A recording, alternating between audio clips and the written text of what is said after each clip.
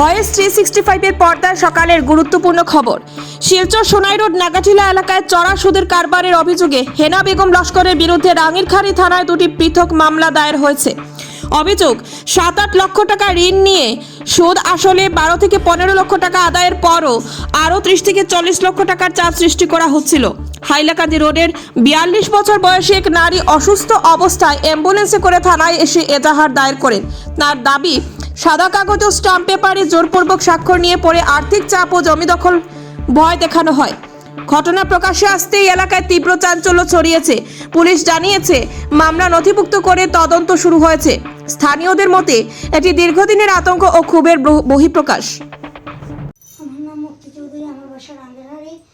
আমি আগে পিঙ্কি সাহা মেসে কাজ করতাম। পিঙ্কি সাহা আর নাগাটিলার হেনা বেগম লস্করে খুব তারা মিলমাট আসলো। হেনা দিয়ে আমার কোনো টাকা পয়সা কিচ্ছু দিছে না, কিন্তু দিত তাই পিঙ্কি সাহা এটা নিয়ে বাইরে লাগাইতো।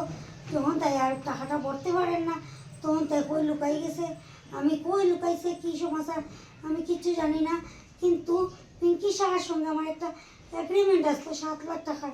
পিঙ্কি সাহা আমার এগ্রিমেন্টটা দিছে না, এটা দিয়েছে হেনা বেগম রে। হেনা বেগমে এখন আমার এই কাগজটা লইয়া আমার ঘরে আইয়া তুস্তাস কথাবার্তা মানুষে শুনানি, মানুষ ডাকিয়া বুঝি তাই ভাড়া জমাই তাই বিচার চাইব।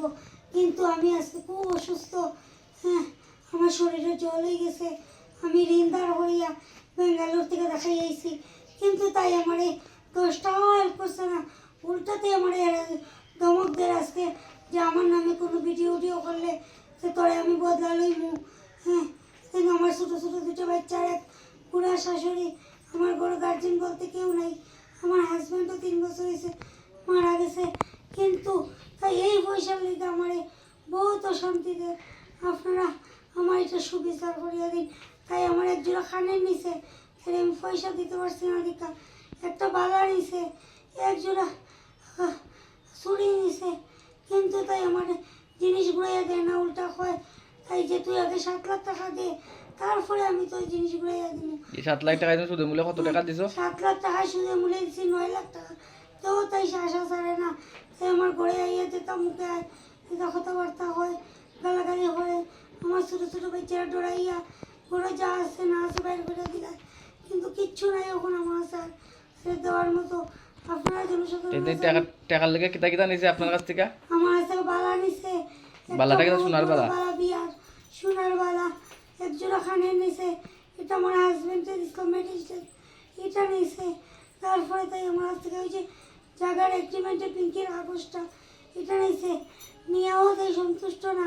তাই এখন আমার এই ব্যাপারে মানে এই কাগজে তোমার জুজুবস্তি তোমার সাইন করাইছে? এই কাগজের মধ্যে আমার প্রেশার দিয়া তখন আমার হাজব্যান্ডও মারা গেছে। তাই মাত্র বয়স আছে 40 বছর, আমার আসতো 38 বছর। তাই আমি এই বয়সে মতিভ্রম হয়ে গেছি যে আমি কিতা করতাম। আমার মা বাবাও নাই, ভাইও নাই, কেউ নাই। আমার একটা হালে বোন আছে। এই পদার উপরে আমি সিগনেচার দিয়ে যাই, এমনও কইছে আমার হাত কাটি লইব, আমার তাই খাওয়া জানালের ভাইয়ের বউ, তাই আমার হাত কাটি লইব। এটা লিয়ে যাই 2 বছর আগের থেকে আমার যথেষ্ট হ্যারাসমেন্ট করেন। আমি আপনারা জনসাধারণের কাছে সুবিচার চাই। আমি এখন বেড রেস্ট আছে, আমার ঘরে খাড়ি দাঁড়িয়েও চালাইবার মতো কেউ নেই। আমার ছোটো ছোটো দুটো বাচ্চা, আপনার কাছে আমি সুবিচার চাই। আপনারা এটার একটা ব্যবস্থা নিন। আপনার বাচ্চাটার বয়স কত? আমার বাচ্চার বয়স একজনের 13 বছর, একজনের 7 বছর।